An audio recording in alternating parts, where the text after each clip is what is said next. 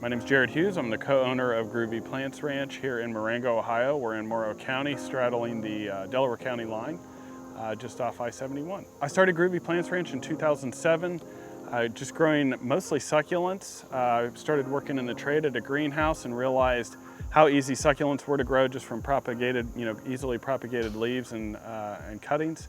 And that very quickly grew. I went to flea markets and farm markets selling my product. And very quickly I was able to grow that into a small wholesale business where I would sell to the local garden centers here in the state. In 2015, I married Liz, and we had this unique opportunity to purchase the property here in Fargo. Hi, I'm Liz from Groovy Plants Ranch. I have been doing this with Jared for 9 years now. So I have my master's in fine art. I finished grad school and then I moved here to join Jared with Groovy Plants Ranch. We came in, I brought my skills from running Fort Meyer & Sons greenhouse as their retail manager, and my growing capabilities from learning to grow both on my own and professionally in the trade, and brought those here to Morrow County.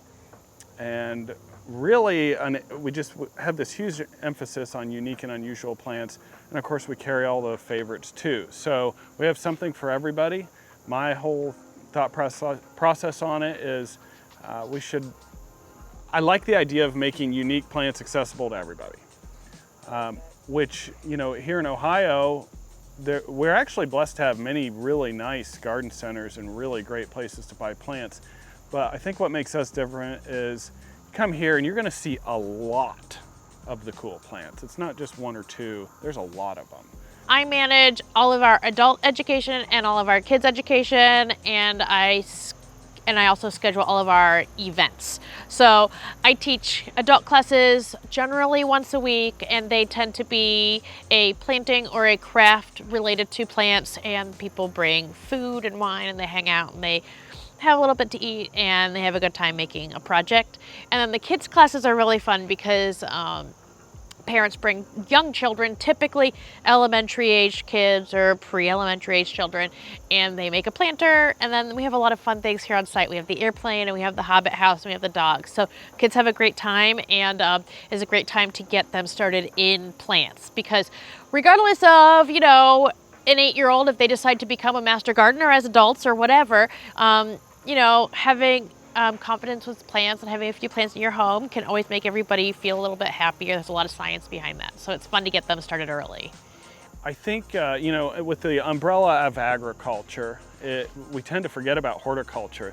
There's certainly like high-profile other ag things. I mean, with agriculture, obviously, you're thinking about the meat and dairy industry, you're thinking about traditional farming concepts, and then of course there's like berry, but the wineries, there's a huge one, very prominent and well known. But here's horticulture, and here we're responsible for growing all of your bedding plants, your vegetable starts, all of that stuff. We often don't think about that as horticulture because it's farming often under plastic or glass. But it very much is, and really you trace back the roots of horticulture. It's very much farming background. So yeah, it just seemed, it does seem like sometimes, agriculture, the, traditional farming, I think is what everybody thinks of, but horticulture is very much agriculture. We're taking either seeds or cuttings, young plants, sticking them in containers, growing them on. It takes an enormous amount of technical knowledge. There's obviously a whole regulatory process behind it, certifications that you need in order to do it properly. And yeah, having Farm Bureau and knowing that horticulture is under the agriculture umbrella, having Farm Bureau supporting horticulture like it does the rest of ag is very important.